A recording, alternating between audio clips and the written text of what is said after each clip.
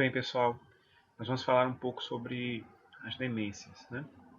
Então, nessa aula a gente vai fazer algumas definições importantes sobre demência, falar um pouco sobre a epidemiologia das demências, sobre como fazer o diagnóstico das demências, as principais etiologias e, por fim, o tratamento da principal demência, né, no caso, a doença de Alzheimer.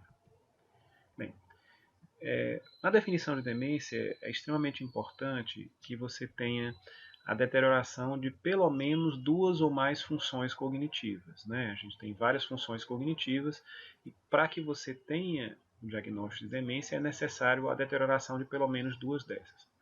É necessário e é importantíssimo que essa deterioração seja o suficiente para interferir com a independência do sujeito. Esse é um critério extremamente importante, né? Diferentemente de outras condições, na demência deve haver, evidentemente, uma interferência na independência. É lógico e é evidente que essa independência ela é variável e ela depende de pessoa a pessoa. Tem indivíduos cuja independência ela é mais o indivíduo que tem uma necessidade funcional muito grande, às vezes ele é afetado mais precocemente ou é percebido mais precocemente do que um indivíduo que não tem tanta função, às vezes do ponto de vista do trabalho, de outras questões. Ela não deve ocorrer no contexto de delírio. E esse é um fator extremamente importante, né? Às vezes o indivíduo está naquele momento com um quadro de delírio. Ele tem um quadro infeccioso e acaba tendo um episódio de confusão mental, desorientação por conta daquele quadro infeccioso. Então, não deve ser atribuída ao contexto de delírio. E, evidentemente, não pode ser atribuída a um outro transtorno mental, como, por exemplo, depressão, que às vezes pode ocasionar um quadro de uma pseudodemência. Bem, as funções cognitivas, como a gente tinha falado, são várias, né? Entre elas a memória, a linguagem, o planejamento, a sequenciamento, a capacidade de abstração, a capacidade de realizar programas motores, a praxia, o cálculo e o reconhecimento, a conceituação interna, conhecido como gnosia. É importantíssimo, como a gente já falou anteriormente, que exista um impacto funcional. E esse impacto funcional, é lógico, é evidente que ele varia de indivíduo a indivíduo. Tem indivíduos que necessitam de um grande grau de comprometimento para que aconteça um impacto na sua funcionalidade, uma vez que o indivíduo às vezes está restrito à casa, a tarefas mais simples. Por outro lado, tem indivíduos que, às vezes, com um comprometimento um pouco mais leve, já é o suficiente para interferir aí na sua funcionalidade.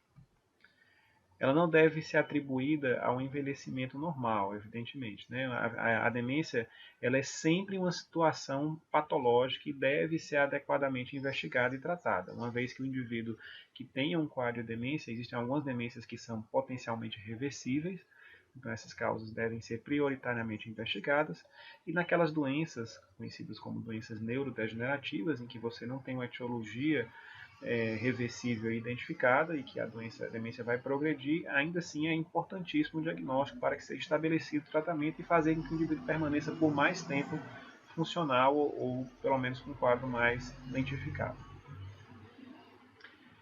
É importante diferenciar uma categoria distinta de demência, então a gente tem aqueles indivíduos normais, que não tem queixa algum, a gente tem aqueles indivíduos com o quadro de demência, que foi aquele conceito que a gente acabou de colocar agora há pouco, em que o indivíduo deve necessariamente ter comprometimento de duas funções cognitivas e ter a perca funcional. E às vezes tem aqueles indivíduos que estão no meio termo, né, que tem um comprometimento de uma única função cognitiva e que não tem perca funcional tão significativa, que a gente coloca ele no quadro de um comprometimento cognitivo leve. Então, comprometimento cognitivo leve é quando você tem a deterioração de uma ou mais funções cognitivas, só que de um modo em que isso não interfira na independência e na funcionalidade do sujeito. Esse é um critério extremamente importante. É lógico, do mesmo modo que demência não deve ocorrer no contexto de delírio e não possa ser atribuído a um outro transtorno mental. Bem, vamos falar um pouquinho da epidemiologia. Então, a demência, os quadros demenciais, a síndrome demencial, ela ocorre em elevada prevalência na população por conta do envelhecimento populacional. A sua prevalência vem aumentando nos últimos anos, de modo que nos indivíduos em torno de 65 anos, com mais de 65 anos, em torno de 2 a 4% apresentam um quadro de demência. Já com mais de 85 anos, em torno de 20% dos indivíduos já tem um quadro de demência, mostrando que ela tem um fator de risco extremamente importante, que é a idade. A forma mais comum de demência é a doença de Alzheimer, está apresentando que tem uma prevalência em torno de 65% a 85% dos quadros demenciais. Como eu havia falado anteriormente, tem um aumento crescente na incidência aí nos últimos anos, em virtude do envelhecimento populacional, né? Na América Latina, de modo semelhante ao que acontece na maior parte do mundo, acontece um aumento crescente e existe uma previsão para que isso aumente ainda mais nos próximos anos, em virtude aí do nosso envelhecimento populacional. Esse é um gráfico mostrando a previsão do aumento de demência nos próximos anos, mostrando que vai se tornar cada vez mais uma doença mais prevalente que necessita do nosso cuidado e da nossa atenção. Isso acontece também em outros países, em outros continentes, é um fenômeno mundial, não é exclusivo da América Latina, assim como não do Brasil, que deve ser considerado. Isso é um gráfico do estudo do Lancet que mostra aquilo que a gente já havia comentado anteriormente, em que você tem, na medida em que o indivíduo vai envelhecendo, um aumento cada vez mais acentuado dos quadros de demência, seja num grau leve, moderado ou grave, e um declínio progressivo dos indivíduos considerados normais. Bem, o diagnóstico da demência, o primeiro ponto que a gente tem que se deparar na frente do indivíduo com demência são duas perguntas fundamentais. A primeira delas é se existe de fato uma síndrome demencial. E uma vez que você confirme essa síndrome demencial, é feita uma segunda pergunta que é extremamente importante. Qual é a etiologia dessa síndrome demencial? Isso é um ponto fundamental. Então vamos responder a primeira pergunta. Existe uma síndrome demencial? Então, para que você defina se existe de fato uma síndrome demencial, você precisa estabelecer se há déficit de múltiplas funções cognitivas, se existem alterações de comportamento, sempre comparando com a performance anterior dos indivíduos. E se isso, evidentemente, tem alguma repercussão nas atividades de vida diária. Então, a gente vai voltar àquele conceito de demência que a gente havia falado anteriormente. Para que a gente possa fazer o exame das funções cognitivas, a gente pode fazer uma série de testes cognitivos. Eu vou citar alguns para que a gente possa avaliar de maneira breve. Os nossos pacientes são importantes para o médico generalista. O mais importante, o mais conhecido teste de rastreio cognitivo é o mini-exame do estado mental, em que a gente vai conversar um pouquinho mais na frente sobre ele. A gente tem outros testes cognitivos, tem vários testes cognitivos, os testes cognitivos cada vez mais elaborados. Existe o teste do desenho do relógio, o teste da fluência verbal, o teste de span dígitos invertidos, enfim. Tem uma série de testes em que você pode testar as diversas funções cognitivas de modos diferentes.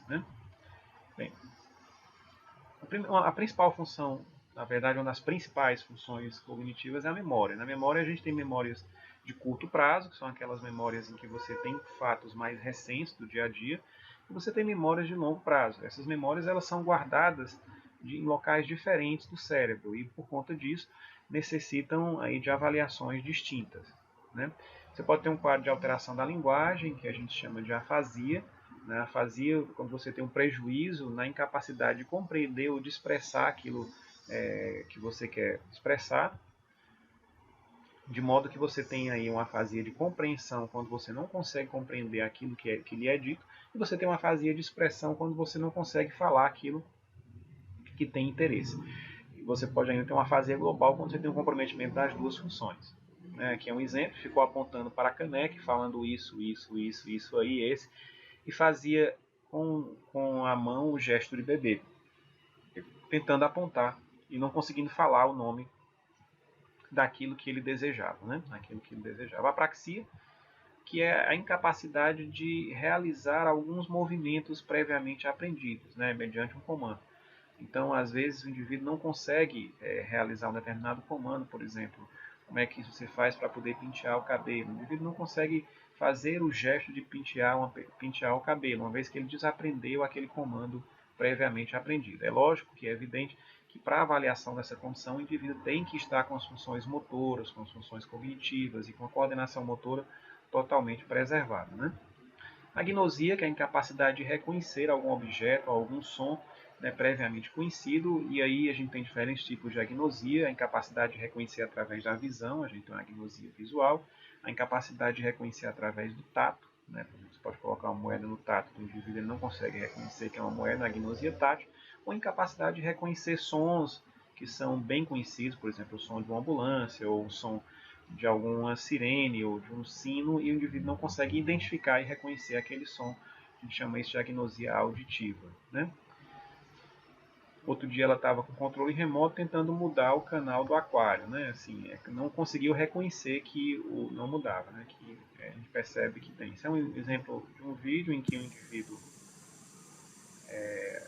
presencia uma cena de um filme em que o médico presencia a paciente tentando engomar aí com a caixa de sapato, demonstrando que ela não consegue reconhecer aquilo em que está tentando fazer, né? Que percebe que aquela caixa de sapato não é, na verdade, um ferro de passar roupa, e sim uma caixa de sapato. É um exemplo nítido e claro de agnosia visual.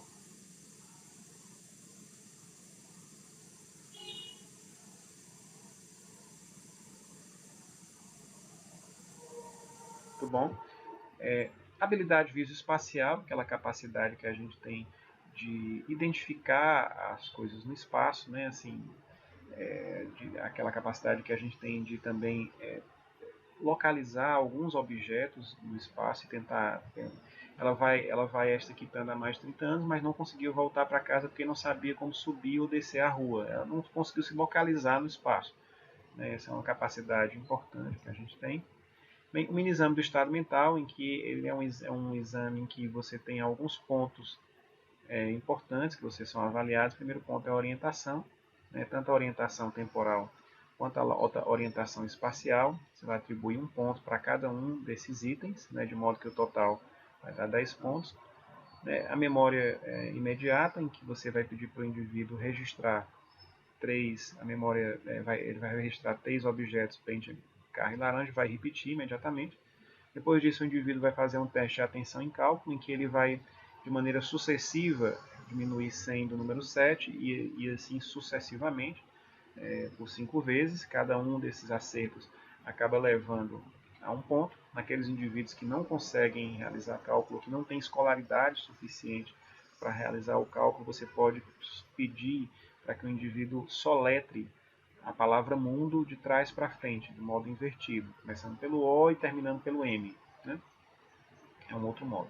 Após concluir esse teste, você vai pedir para o indivíduo relembrar aquelas 3 primeiras palavras que você falou agora há pouco, né? De modo que ele, se ele não recorda, isso tem um prejuízo aí de memória recente importante.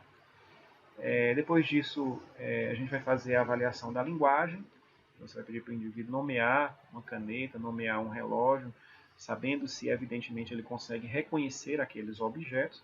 Vai pedir para ele repetir, nem aqui, nem ali, nem lá. Com isso a gente avalia um ponto importante da linguagem.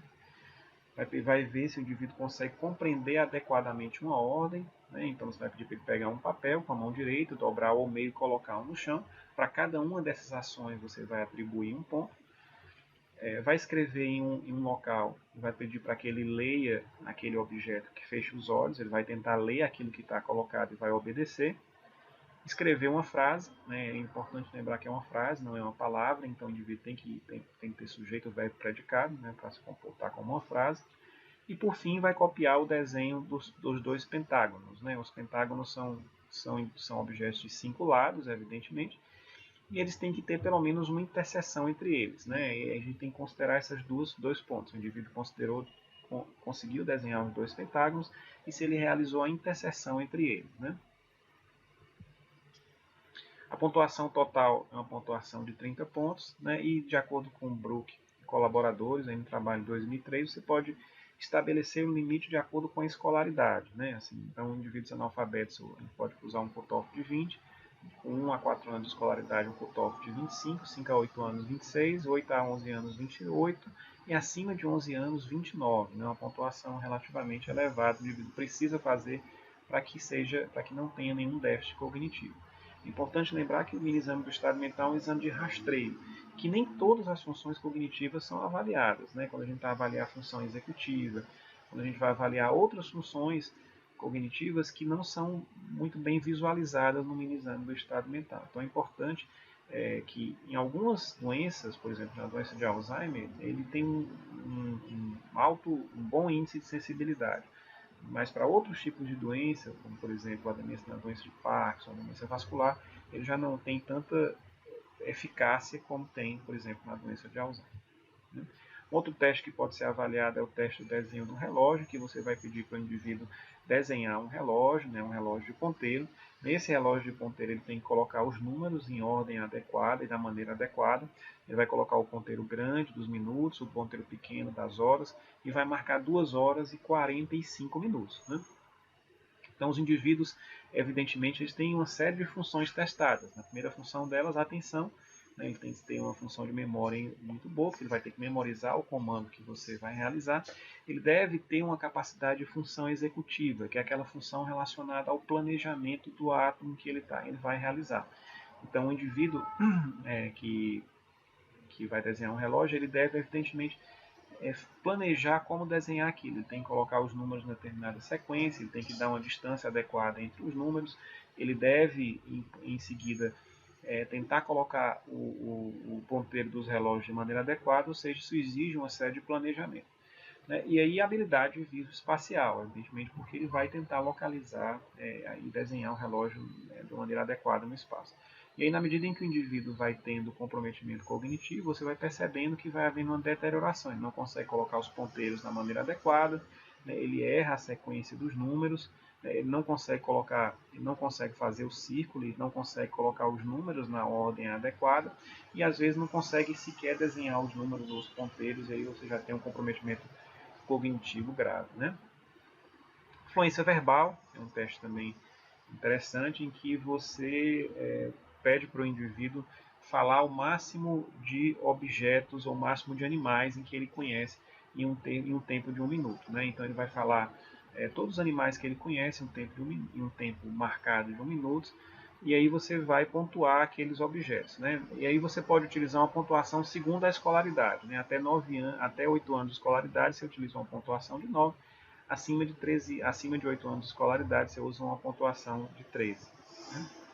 Bem, uma vez respondido se o indivíduo tem síndrome demencial ou não, lógico, após a avaliação das funções cognitivas, é extremamente importante que você avalie o impacto funcional desse indivíduo, e aí é importante que você converse com o cuidador, é importante que você tente avaliar o máximo possível, uma vez que às vezes os indivíduos não percebem que tem aquele impacto funcional. É muito comum nas fases iniciais dos quadros demenciais que os indivíduos não tenham percepção do seu declínio cognitivo e nem da sua perca da funcionalidade. Às vezes tentam atribuir essas dificuldades a outros fatores que não a sua própria incapacidade. Então é extremamente importante que outras pessoas que estão no convívio diário com os pacientes, particularmente os familiares, sejam entrevistados e às vezes entrevistados de maneira reservada, uma vez que o indivíduo às vezes se sente constrangido em colocar aquilo na frente do paciente. Então é extremamente importante a entrevista e a avaliação junto aos cuidadores, tá bom? Junto às pessoas que estão no dia a dia com o paciente. Bem, uma vez que você responda que o indivíduo sim tem síndrome demencial, a segunda pergunta é: tudo bem, ele tem síndrome demencial, mas qual a etiologia, qual a causa? E aí é extremamente importante em que um dos fatores que é um divisor de águas para a etiologia é a idade. Naqueles indivíduos acima de 65 anos, as doenças neurodegenerativas elas se tornam extremamente prevalentes, em particular a doença de Alzheimer, né? Embora que existam outras condições que também acontecem acima dessa faixa etária. Abaixo dos 65 anos, a gente vai ter uma série de outras condições que, diferentemente do que acontece acima de 65 anos, podem também acontecer. Ainda assim, continua sendo mais prevalente a doença de Alzheimer de início precoce, mas existem outras doenças, elas passam a se tornar um pouco mais prevalentes, como a demência frontotemporal, a demência relacionada ao álcool e outras demências que acontecem aí nessa faixa etária abaixo dos 65 anos. Né? Então, o ponto fundamental na avaliação da etiologia existem algumas etiologias de demência que são potencialmente reversíveis e é extremamente importante nessa etapa identificar se alguma dessas etiologias está presente, uma vez que se elas estiverem presentes, elas devem ser adequadamente tratadas e tratadas com a maior rapidez possível. Né? Então a gente tem aquelas demências ditas primárias, que são as doenças neurodegenerativas, em que a doença por si só ela tem uma etiologia degenerativa, e as doenças secundárias, que acontecem secundárias a uma outra condição e acabam levando a um quadro, uma síndrome demencial. Como, por exemplo, a demência vascular, a demência relacionada a causas metabólicas, como o hipotireoidismo, né, que é uma causa potencialmente reversível, a deficiência de vitamina B12, que também é uma outra causa potencialmente reversível, a doença de Wilson, por acúmulo de cobre, né, infecções como a neurosífilis, também que é uma causa potencialmente reversível, HIV, hidrocefalia de pressão normal, né, em que você tem uma hidrocefalia que não aumenta a pressão intracraniana, mas que é o suficiente para causar um quadro demencial, que tem tratamento também específico e deve ser adequadamente tratado. Hematoma subdural crônico, que acontece muitas vezes em idosos com traumas leves, por conta da fragilidade de vasos desses indivíduos. Intoxicações, neoplasias, TCE e, por fim, o quadro depressivo, que também são causas secundárias de um quadro que às vezes até aparenta uma demência e que depois é potencialmente reversível. Então, o primeiro ponto é, qual é a etiologia? Né? Para a gente identificar a etiologia, é fundamental uma anamnese extremamente detalhada. Né? Então, você tem a idade do paciente em que teve início, como foi o início? Foi um início súbito? Foi um início progressivo? Um início gradual? Em quanto tempo se deu esse início? Foi um início lentamente progressivo ou existiu uma recorrência que piora progressivo? Enfim, é extremamente importante a identificação desse modo de evolução da doença. Né? Quais são os outros sintomas associados além da síndrome demencial? Existe algum comprometimento da marcha? Existe algum comprometimento esfincteriano? Existe algum comprometimento de quedas do indivíduo? Alguma dificuldade motora associada? Isso acaba ajudando no diagnóstico de outras patologias além do quadro demencial. Né? Qual tipo de déficit cognitivo? Né? Em que funções cognitivas estão primariamente afetadas? É a função da memória? São as funções executivas? É a capacidade de cálculo? É a agnosia? Quais são as funções cognitivas que estão comprometidas? Qual é a alteração de comportamento que está acontecendo? O indivíduo ele passou a se tornar mais agressivo, sendo anteriormente uma pessoa mais tranquila? O indivíduo ficou mais desinibido? Então, qual alteração de comportamento exatamente aconteceu nesse indivíduo? Isso ajuda bastante no diagnóstico diferencial dos quadros demenciais. Né? Antecedentes pessoais, é importante infecções prévias, história prévia de DST, né? Assim, uma vez que a gente já viu que tem quadros específicos, como a neurosífilis, que podem levar a quadros de demência de uma forma terciária tardia, né? Intoxicações prévias, né? Antecedentes familiares, às vezes história familiar em que existiram quadros demenciais em outras pessoas da família, às vezes pode acontecer de não serem identificados a etiologia, mas é importante que tenha, e se existem manifestações em outros órgãos que não só o quadro neurológico, né, que também podem, evidentemente, contribuir aí para o diagnóstico diferencial das demências. Né? É importante um exame clínico detalhado, né, um exame clínico em que você avalie os outros órgãos de uma maneira geral, e é importantíssimo um exame neurológico, além do exame cognitivo, evidentemente, que a gente falou agora há pouco, né, em que você vai ver se existe comprometimento do sistema piramidal, por exemplo, que possa sugerir uma demência vascular, se existe uma apraxia, uma dificuldade de caminhar, uma apraxia de marcha, em que você tenha, por exemplo, uma suspeita de hidrocefalia de pressão normal, se existem comprometimentos extrapiramidais, como a síndrome parkinsoniana, que possa sugerir uma demência por corpus de Levy, se tem papiledema associado, que sugere uma hipertensão intracraniana, se existe neuropatia periférica associada, que possa sugerir, por exemplo, uma deficiência de vitamina B12, enfim, quais são as outras alterações neurológicas que podem também estar comprometidas e que podem sugerir o diagnóstico aí de uma etiologia específica. Quando você vai avaliar um quadro de demência, existem alguns exames de rotina que são pedidos, né, entre eles o hemograma, né, a glicemia para avaliar aqui relacionado hemograma para avaliar a hemoglobina, para avaliar os leucócitos, as plaquetas, de modo que você possa avaliar, por exemplo, se existe algum comprometimento vitamínico associado, entre outros. A glicemia é extremamente importante para avaliar se o indivíduo tem diabetes, que é um fator de risco para a doença cerebrocardiovascular. Isso ajuda e reforça o diagnóstico das demências vasculares. Função renal, enzimas hepáticas para avaliar se existe algum comprometimento que possa estar precipitando agudamente aquele episódio, uma insuficiência renal, uma insuficiência hepática, que pode estar ocasionada e relacionada a um quadro de delírio, né, ajuda no diagnóstico diferencial. O lipidograma também para avaliar doença cerebrocardiovascular. Hipotireoidismo, né? Então é extremamente importante avaliar o TSH e o T4 livre. Dosagem de vitamina B12 são causas potencialmente reversíveis de demência, têm que ser sempre rotineiramente avaliadas, assim como ácido fólico. Sorologia para sífilis, em particular o VDRL, né? Em que você também tem um indivíduo que possa ter tido anteriormente um quadro de sífilis, às vezes não tratado ou tratado inadequadamente, que pode estar manifestando um quadro de uma sífilis terciária.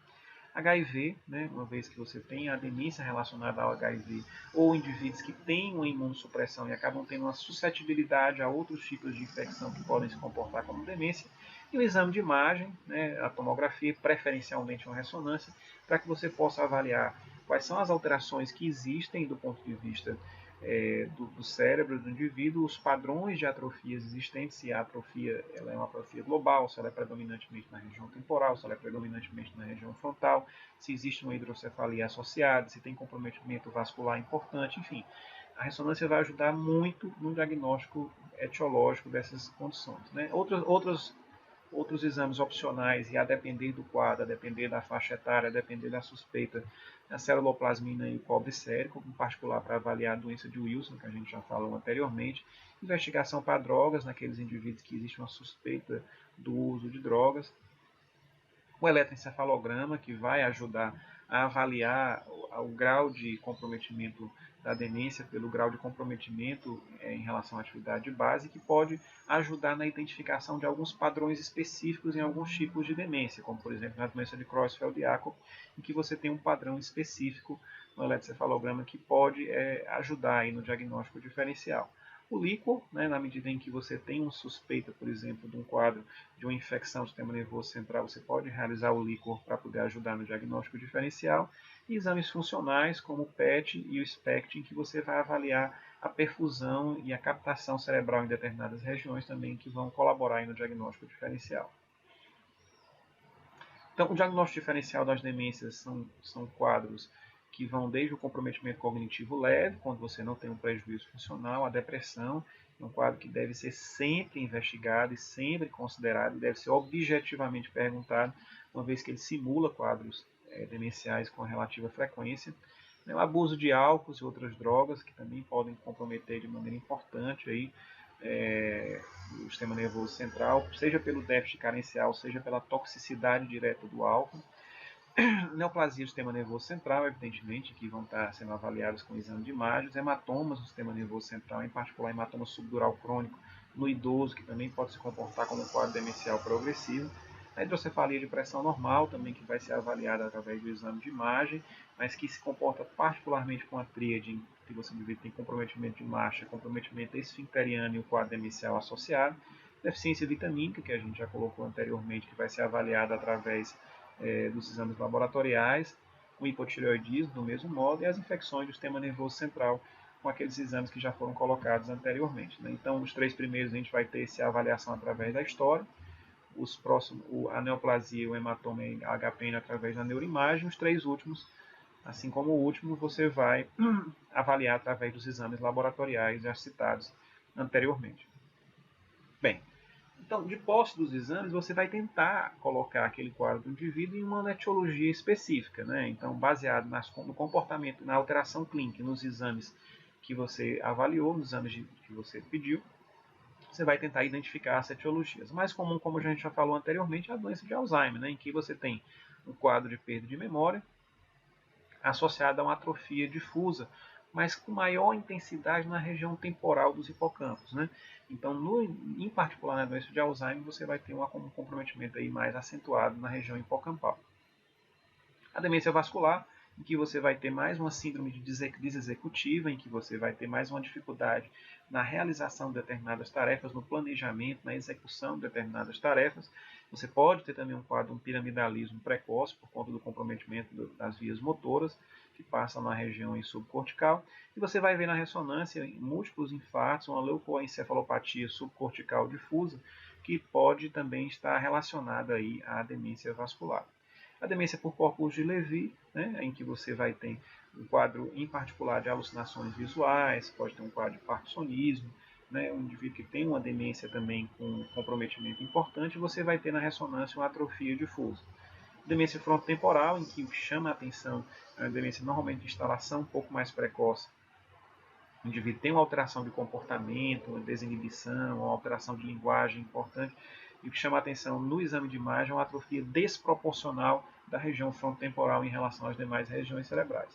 Isso acontece numa fase inicial, numa fase intermediária da demência, uma vez que numa fase avançada, em que o indivíduo está acamado, extremamente comprometido, as demências, elas tendem a evoluir para as demais áreas do cérebro que não foram inicialmente comprometidas e tendem a se apresentar de maneira muito semelhante. De modo que, numa fase avançada, o indivíduo fica acamado, completamente comprometido, e a diferenciação entre os, e a diferença entre os, e a distinção entre os diferentes tipos de demência, ela se torna praticamente até difícil de ser feito, né? É sempre importante, volto a destacar, a identificação de etiologias que sejam potencialmente reversíveis, em particular o hipotireoidismo, né, que você deve sempre pensar, e deve sempre pensar, em particular quando você tem um bradipsiquismo, importante evitar lentecido, está um pouco mais lento do que o habitual dele, está um pouco apático, então deve se investigar e evidentemente deve tratar se você encontrar uma alteração do TSH e T4 livre com a reposição de hormônio tireoidiano, levotiroxina. A hepatopatia deve sempre ser pensada, por isso deve ser avaliada a função hepática. Quando você tem um quadro de flutuação do déficit cognitivo, quando o início é um pouco mais rápido sobre agudo. Então você vai avaliar através das funções hepáticas, você vai tratar a etiologia, quando for possível, vai usar laxante, usa metronidazol quando necessário. A insuficiência renal crônica, a anemia, quando você tem um quadro de anemia, apatia, você vai avaliar também através dos exames laboratoriais e vai fazer a reposição quando necessário.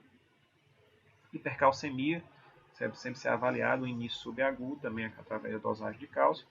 Sífilis é uma doença que você tem uma série de comprometimentos, na verdade, no sistema neurológico, do sistema nervoso, além do quadro demencial, né? Então você pode ter um parkinsonismo, você pode ter sintomas comportamentais relacionados à demência, você pode ter um quadro de mielopatia, você pode ter um quadro de uma série de comprometimentos neurológicos e que acaba mimetizando uma série de condições neurológicas. É importante você avaliar através dos exames laboratoriais, VDRL, FTABS.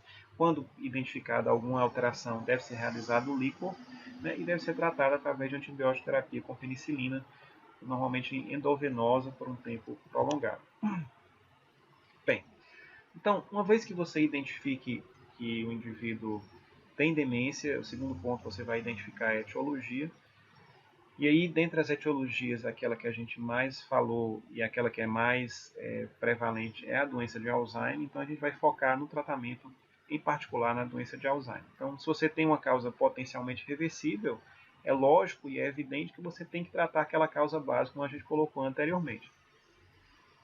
Mas se não tem, a gente vai cair nas doenças neurodegenerativas, e a principal doença neurodegenerativa é a doença de Alzheimer. Então, a doença de Alzheimer, numa fase inicial, deve-se utilizar os inibidores da acetilcolinesterase, né? Uma vez que você existe na doença de Alzheimer um déficit colinéstico importante, e esse déficit colinéstico está extremamente relacionado à disfunção cognitiva, em particular a perca de memória recente.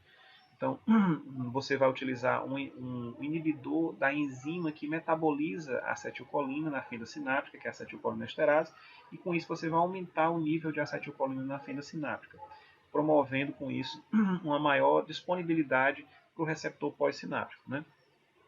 Os três principais anticolinesterases utilizados são a donepezila, a galantamina e a rivastigmina, né? Os dois primeiros você tem uma forma de administração oral, ao passo que o último, além da via de administração oral, a gente também tem uma via através de adesiva, a via transdérmica, né? A dose inicial da donepezila é em torno de 5 mg, você vai até em torno de 10 mg, numa posologia de uma vez ao dia. A galantamina inicia com a dose de 8 mg até 24 mg, também numa posologia única diária.